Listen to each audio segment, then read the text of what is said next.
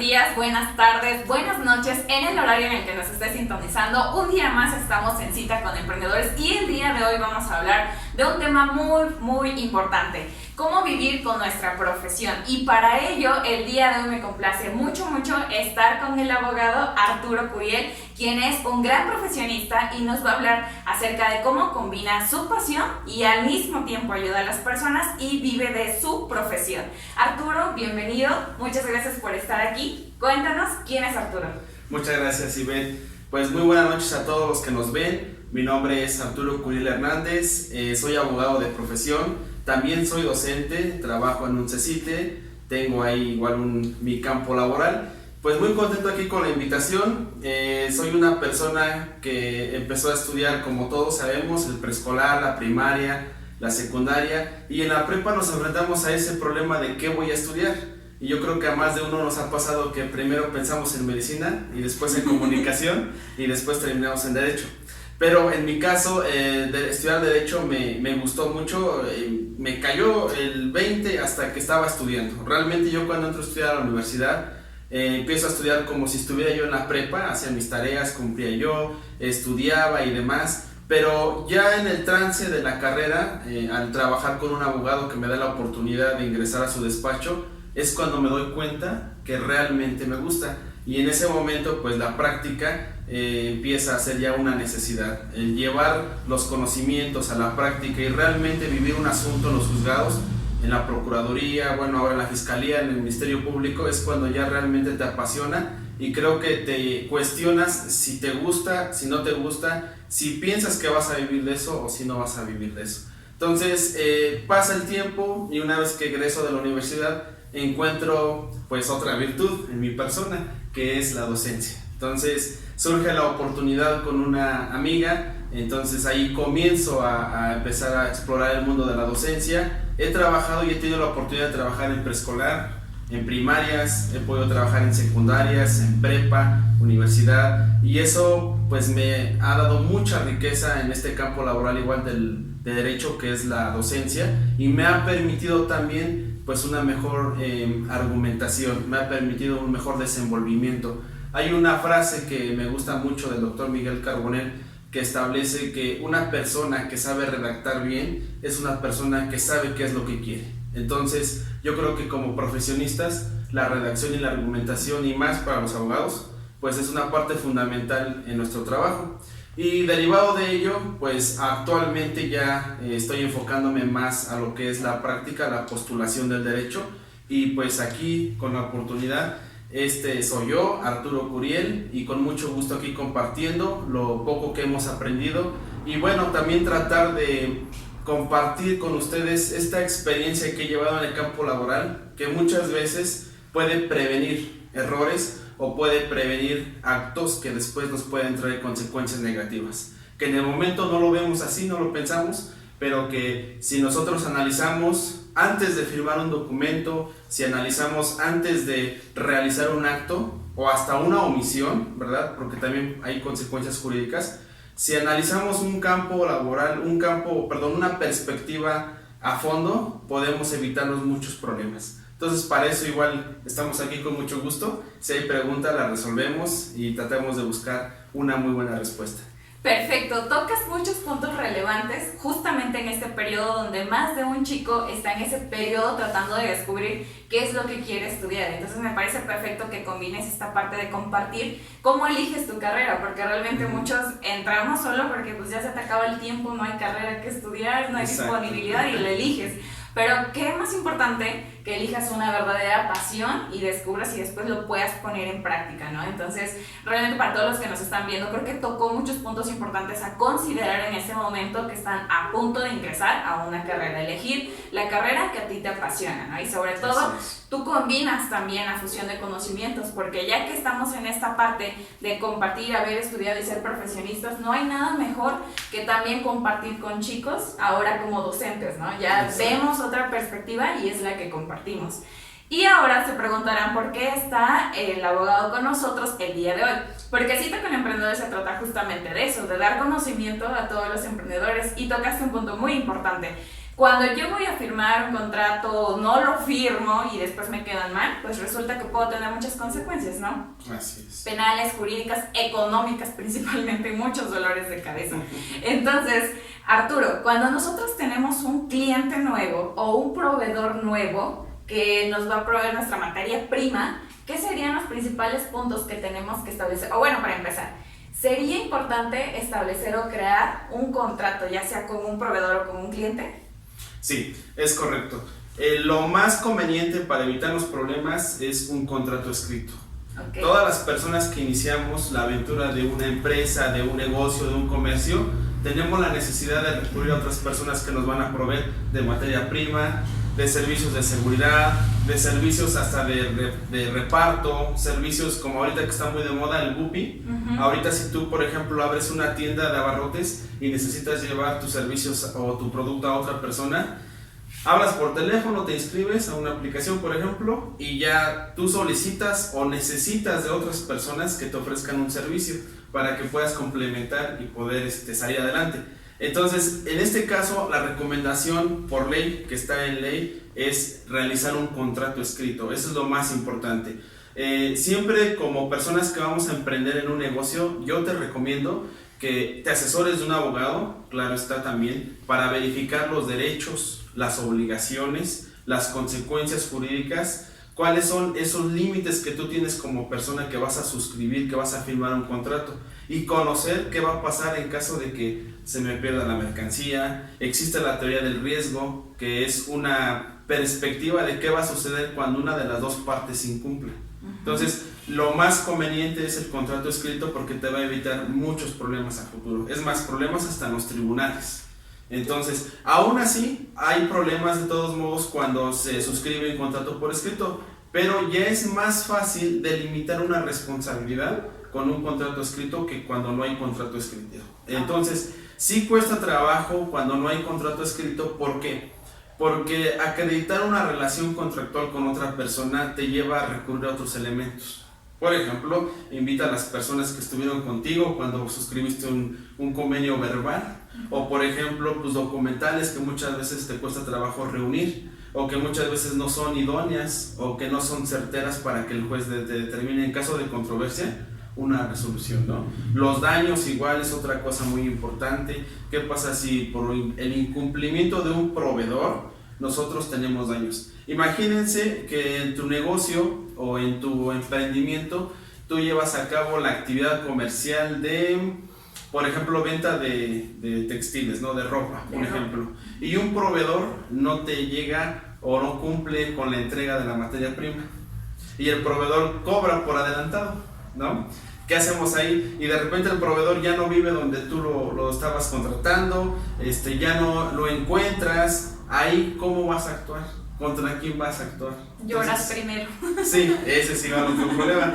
De ahí, derivado de eso, es necesario siempre establecer bien las condiciones. Claro. Y si me lo permites, bueno, para ser más precisos, aquí en nuestro estado tenemos, como en todos los estados, un código civil, que es la legislación que nos permite establecer igual las condiciones en un contrato, y también tenemos la legislación mercantil, el código de comercio y el código civil. Y por ejemplo, en el artículo 1776 del Código Civil establece, para ser más precisos, el convenio es el acuerdo de dos o más personas para crear, transferir, modificar o extinguir obligaciones, mientras que los convenios que producen o transfieren las obligaciones y derechos toman el nombre de contratos. Entonces, el contrato es un convenio, es eso, no hay mucha ciencia, es un convenio entre dos o más personas, ¿verdad? En las que se van a establecer derechos y obligaciones. Okay. Tú qué me vas a ofrecer, yo qué te voy a ofrecer, tú me das un servicio, yo te pago por ese servicio,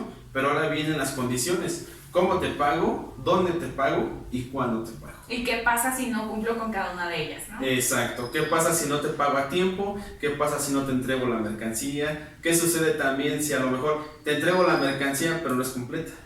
¿No? Entonces es igual, ese es otro problema. Sí, claro, perfecto. Creo que más de uno ya le dolió la cabeza acá que escucharon que me puede pasar esto, me puede pasar aquello, y son situaciones reales que cuando iniciamos en este mundo del emprendimiento lamentablemente estamos tan emocionados, tan ilusionados, que pocas veces contemplamos todos esos aspectos que nos mencionas, ¿no? Entonces, por el simple hecho de estar enfocados en nuestro negocio, perdemos ese hilo de la parte legal que no consideramos, pero que sin duda es fundamental. Ahora, para los que se pregunten, mi mejor amigo, mi conocido, mi amiga, va a ser mi proveedor. Entonces muchos dicen, yo celebro un contrato verbal con mi mejor amigo, con mi mejor amiga. ¿Tiene validez? Sí tiene validez, pero siempre y cuando no haya controversia.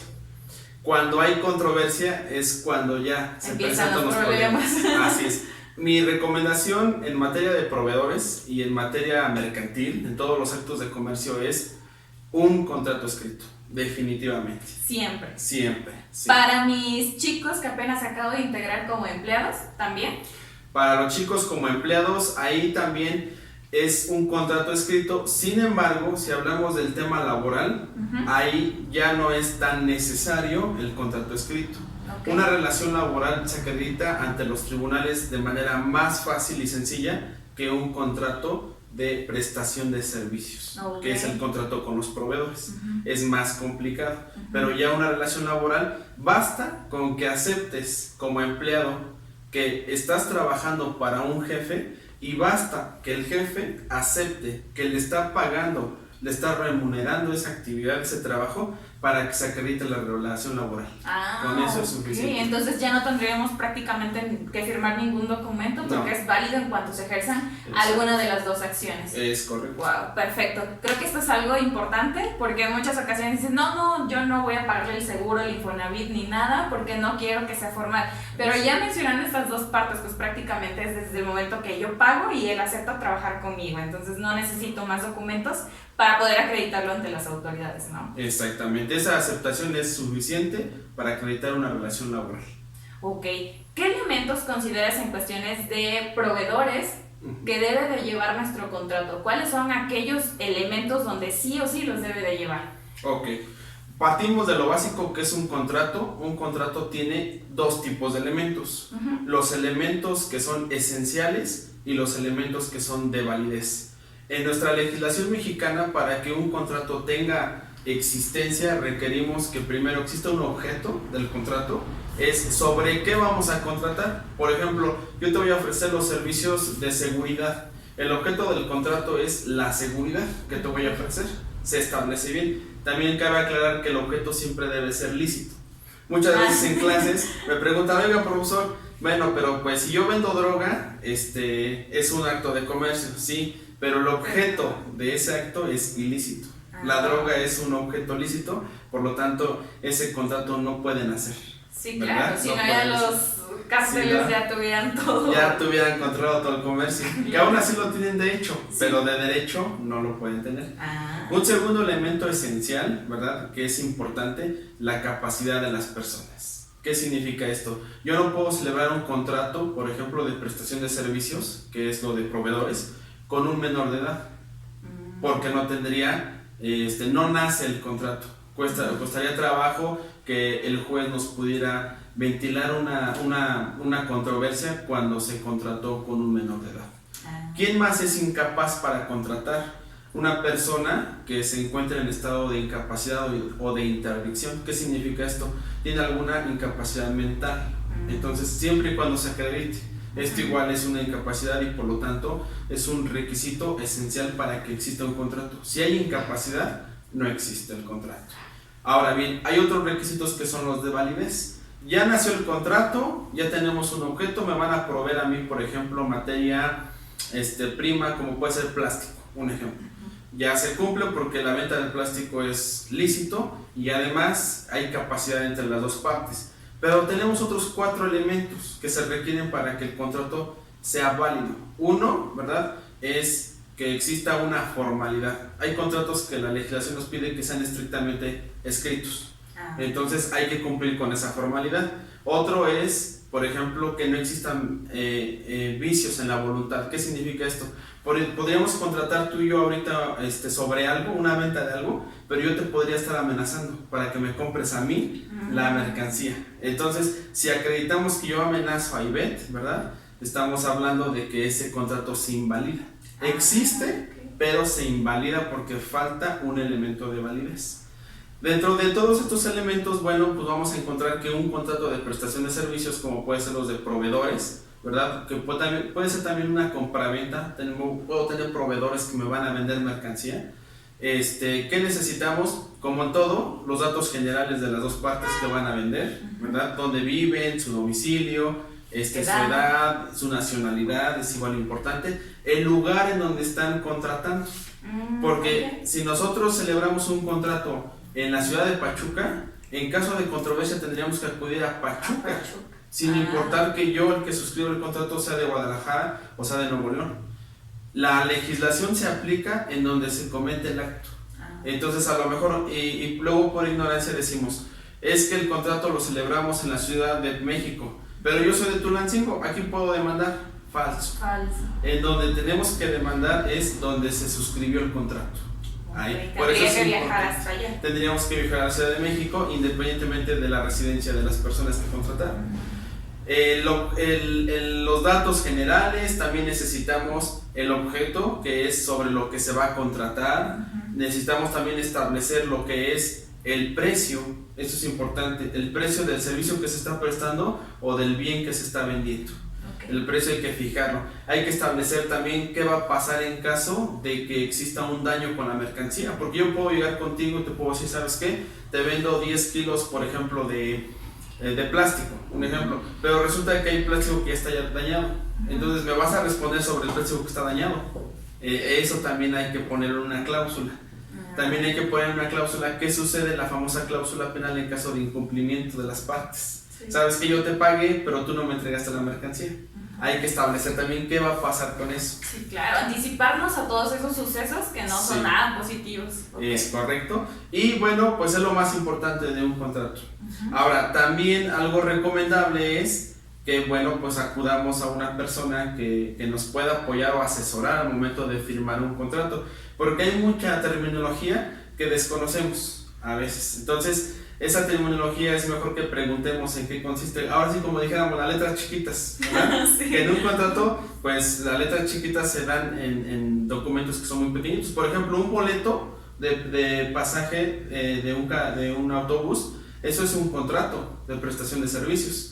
No nos damos cuenta, pero si tú volteas el boleto, tiene mucho texto. Sí, claro. Y ahí están las cláusulas.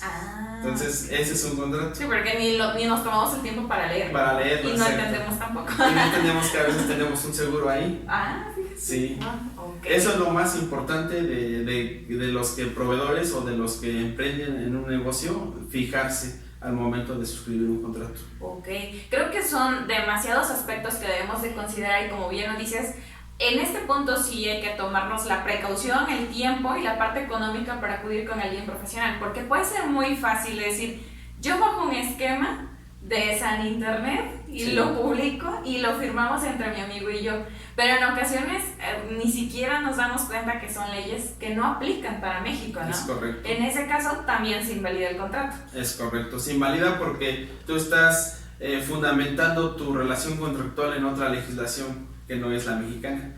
Un ejemplo muy claro, igual como personas que vamos a emprender un negocio, es el de arrendamiento, porque muchas veces no tenemos un domicilio o un terreno, un predio o una construcción donde podamos desarrollar nuestra actividad.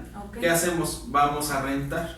Entonces el contrato de arrendamiento también es muy importante para ti como empresario, tenerlo en cuenta. ¿Con quién vas a rentar? ¿Cuánto tiempo va a durar el arrendamiento? Muchas veces me preguntan, oiga abogado, llevo 3 años rentando el mismo lugar, ¿ya puedo hacerme dueño del lugar? Totalmente, la clásica. Eso es una mentira muy grande. Así tengas 20 años rentando un lugar, no generas ningún derecho. ¿Por qué? Porque esa propiedad que tú estás teniendo en arrendamiento, que estás ocupando, tiene un dueño. Y ese dueño es el que tiene el principal derecho sobre ese predio. Entonces eso es falso, tendríamos que tener mucho cuidado en ese aspecto. El contrato de arrendamiento también te ayuda a establecer las condiciones bajo las cuales vas a ocupar el lugar comercial, porque no es lo mismo dar en arrendamiento un local que va directamente para el comercio que un local que va directamente para uso de habitación, por ejemplo. Una casa, ¿no? Una casa de habitación o departamento. Entonces eso es importante establecerlo. Ok, perfecto. Creo que nos acabas de tirar el mayor tabú que tenemos los mexicanos, porque sí hemos escuchado en muchas ocasiones que todo el mundo dice, bueno, ya aquí ya llevo 20 años, ¿no? Sí. Ya crecieron mis hijos y todo, ya te crees dueño prácticamente sin conocer la ley. Entonces, una parte fundamental aquí que hay que resaltar mucho es que nosotros no tenemos los conocimientos sobre leyes, ¿no? Entonces, tú mencionabas el Código Civil, la ley del Estado, todos ellos, y pues prácticamente si nos ponemos a conocer a los emprendedores, pues rara vez dices, soy abogado y que voy a ejercer otro tipo de negocio, ¿no? Digo, sí se dan los casos, pero no tenemos tantos, ¿no? Hay gente que dice, no, yo voy a dedicar a vender ropa, a vender zapatos, pero no tengo nada que ver con el derecho, ¿no? Y de repente se te olvida todo este lado que es fundamental conocerlo. Sí. Exactamente. Y muchas consecuencias, igual otro punto a tomar en cuenta, muchas consecuencias jurídicas que se desprenden de una relación contractual, porque también necesitas vehículos, tal vez para transportar tu mercancía, para ir a repartir, para ir a vender. Ajá. También necesitas de personal que te ayude a elaborar tus productos que estás o de lo que te enfocas, a lo que se dedica el comercio en el que tú te estás dedicando. ¿Qué va a pasar, por ejemplo, si un empleado tuyo tiene un accidente? Igual ese es un problema. ¿Cómo actuamos ahí? Entonces debemos de conocer cuáles son las ventajas que tienes como trabajador y cuáles son las ventajas que tienes como patrón. Porque muchas veces los mexicanos somos muy dados a te contrato y te accidentaste y te pago la curación y adiós. Exacto. Y muchas veces no pasa nada porque el empleado pues no tiene conocimiento, no acude con alguien. Sí, no sabe ni siquiera a dónde dirigirse, ¿no? ¿Quién sería la persona indicada que le apoyara en esta parte? Puede apoyar. Y pues no se nos olvide mucho que estamos afortunadamente en un país donde tenemos legislaciones, leyes, reglamentos que protegen mucho a las dos partes, tanto al que presta un servicio como al que lo recibe. Y antes de eso tenemos derechos humanos. Entonces los derechos humanos, créanme que es una institución en México que nos puede ayudar a salvarnos de muchos problemas y que también nos ayuda a que seamos respetados. No porque tú seas el dueño de Bimbo o de alguna otra empresa, ya te crees dueño de las personas. ¿No? Las personas somos únicas, somos personas que tenemos derechos que tienen que ser respetados ante la autoridad, ante otra persona, ante un patrón, ante quien sea. Y también tú como emprendedor también tienes derechos, porque he tenido casos, asuntos en los que me llega el patrón, el dueño, el emprendedor y me dice, es que ¿qué crees? Yo intento cumplir con toda la legislación, pero es tan pesado cumplir con todo que me desespero. Porque igual es el otro lado de la moneda. Muchos llegan conmigo y me dicen, tengo que mi régimen fiscal, tengo que pagar mi registro comercial, tengo que pagar el servicio de luz, que de agua, el predial, el de arrendamiento, el seguro, el Infonavit, que tengo que dar una aportación a mis trabajos. Y todavía me piden vacaciones y todavía me piden prestaciones de ley como prima vacacional o prima antigüedad o aguinaldo, ¿verdad? Sí. Y pues también quiero decirte que como emprendedor tienes que enfocarte en todo eso porque a la postre te va a ayudar a evitar muchos problemas legales. Ha habido desafortunadamente muchos emprendedores que pierden todo en un juicio, hasta las instalaciones. Es más,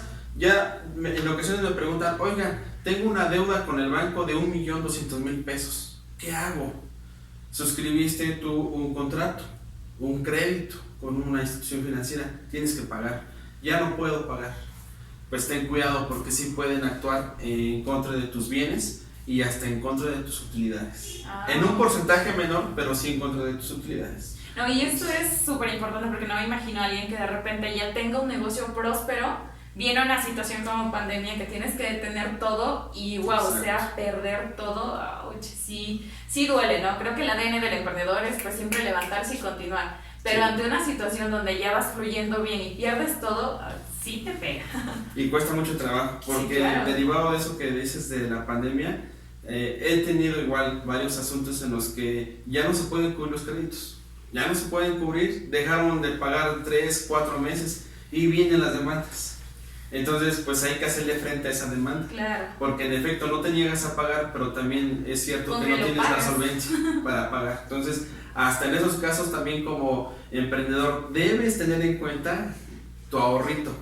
Sí. Debes de tener un ahorro para hacer frente a las circunstancias negativas cuando se presente. Sí, claro, que esto es algo que como mexicanos no tenemos para nada, pero también pues sí hay que tener esta cultura, porque la pandemia lo que nos vino a demostrar es que nada es permanente y todo está en constante cambio. Si yo fuera la mejor empresa, pues hoy sabes que tuviste que parar, entonces tuviste que parar para pequeños, medianos y grandes, entonces esto no vio nada y prácticamente tienes que levantarte y seguir, pero si no tenías esos ahorros, como bien dices, porque en ocasiones mezclamos mucho la parte financiera personal y la parte financiera de negocios y dices, no, ya vendí 500 y pues necesito unos zapatos de 500 y me los compro, ¿no? Entonces, oye, no, ese era de tu negocio, no tuyo. Entonces, sí mezclamos mucho eso, pero en pandemia sí nos demostró que ese consejo que nos daban nuestros padres de ahorra para los tiempos difíciles, hoy nos llegó para todas las generaciones y es sumamente importante mantenerlo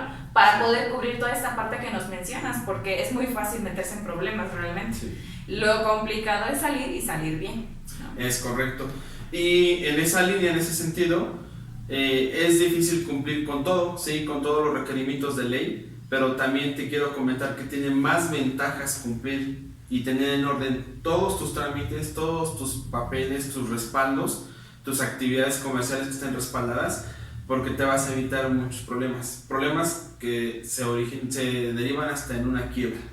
Entonces, nos comentaba igual en alguna ocasión una maestra que tenemos, que el 90% de los negocios en México desaparecen porque nos basamos en las ventas únicamente. Hoy vendimos bien este año, sobrevivimos. El otro año ya nos irá mejor. Pero ¿qué pasa con la administración de una empresa? La administración de una empresa ayuda mucho para el fortalecimiento de la misma. Sí, y para hacer continuar. Que se crezcan con esos pilares fundamentales, sí. ¿No? Y no ser como... Y es una cualidad que, por ejemplo, en tu caso, tú la tienes, y que esa cualidad acompañada de un asesoramiento legal, tenemos una empresa fortalecida. Sí, ya sea pequeña, mediana o grande empresa, está fortalecida. Sí, aquí es el tip para todos, que nunca dejen la parte ni legal ni administrativa, porque si no, pues no vamos a tener nada en regla y solamente somos los que, como buen emprendedor, el que compra, vende, limpia, cierra, abre y todo, pero nunca está pensando en todo lo demás, estamos pensando muy chiquito. Arturo, muchas gracias por todos estos tips, conocimientos que nos diste, porque son de suma relevancia. Creo que fue una plática donde hiciste pensar a más de uno.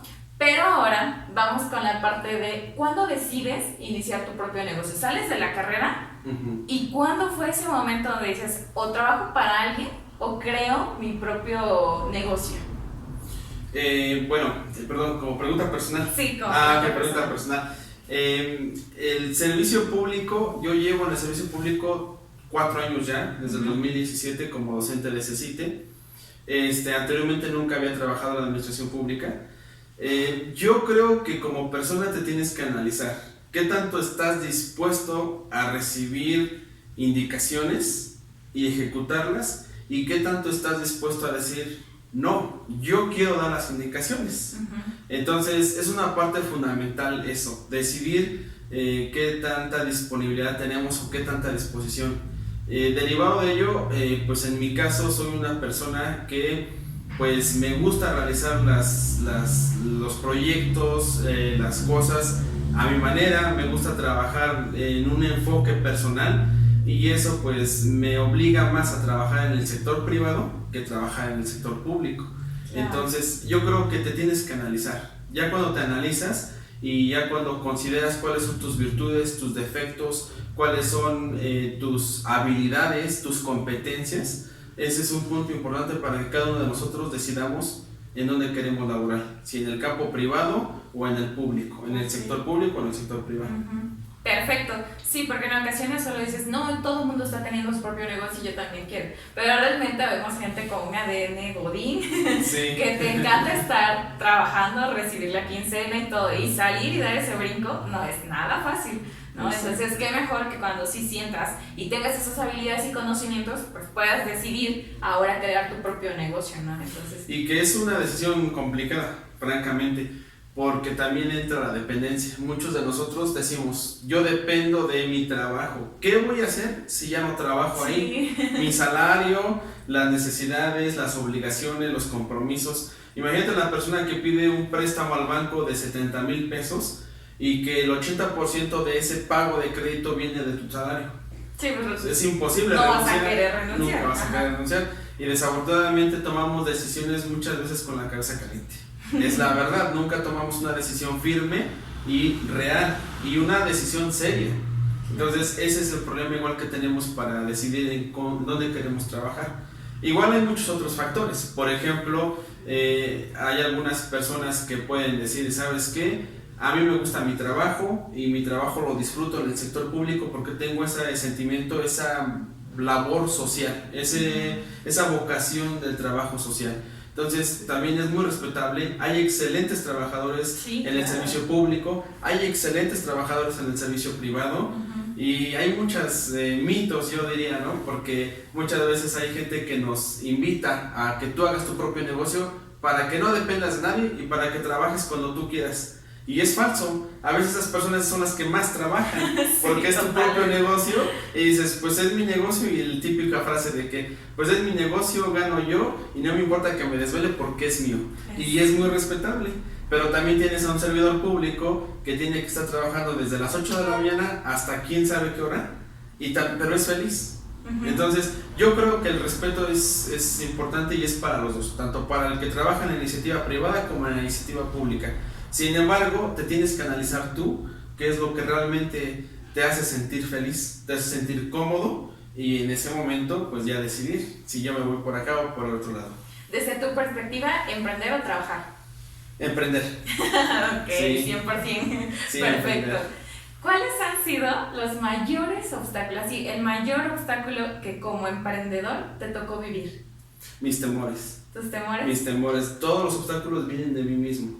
De mí mismo, de tal vez decir no puedo, quién sabe cómo me vaya, dudar de mis mismas actividades. Yo creo que es el mayor obstáculo, porque lo externo, todo lo externo se va a generar dependiendo de tu perspectiva, de lo que tú quieres y de lo que buscas. Dicen, y es muy correcto, el que busca encuentra. Entonces nos puede llevar tiempo encontrar una solución de manera externa, pero la vamos a encontrar. Pero no vas a lograr nada si tú no te lo propones. Sí, claro. Eso para mí creo que son los principales obstáculos. Ok. ¿El mayor logro o satisfacción que te haya traído tu propio negocio? El agradecimiento de los clientes, sin duda alguna. Y la satisfacción de que te vuelven a ver y te recomiendan. Tu trabajo habla por ti mismo. Eso es la mayor, creo que, gratificación que te pueden dar. O que al más allá de la económica. Sí, más allá de la económica, porque pues sí, todos trabajamos y tenemos o debemos tener una remuneración para poder solventar nuestros gastos, pero no es tan significativo como la persona que te saluda y te dice gracias porque me ayudaste. No, sí, esa es creo que la mayor satisfacción que podemos tener, porque son palabras muy cortas, pero que tienen una profundidad tremenda, ¿no? O sea, no sabes que le ahorraste muchos problemas, muchos días de desvelos, mucho dinero, o que perdiera su familia, que perdiera su negocio, son palabras que... Ya muy importantes. Sí, exactamente. Perfecto. Arturo, ¿dónde te encontramos?